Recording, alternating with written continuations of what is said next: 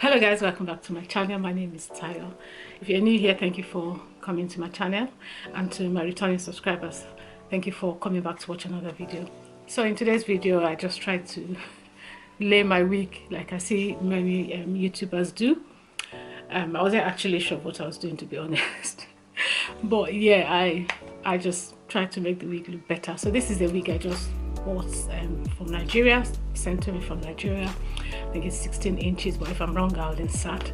And it's deep wave. I think that's all I know about the wig, to be honest. But it's from a brand called June Luxury Hairs. I'll insert the details in the description box.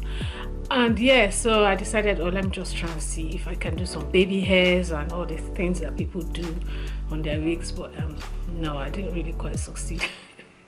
But no, I didn't succeed in doing baby hairs. And yeah, my daughter said I should be careful, that's just gonna destroy the wig, you know. So yeah, I tried, but I didn't really do baby hairs. But yeah, I'll just show you what I did with the wig. And yeah, hope you enjoy, and I'll see you in my next video, guys. Bye. I've worn it a couple of times, but I'm going to try and put some baby hairs on it now and just make it look a bit more flattering. So let's go ahead and do that.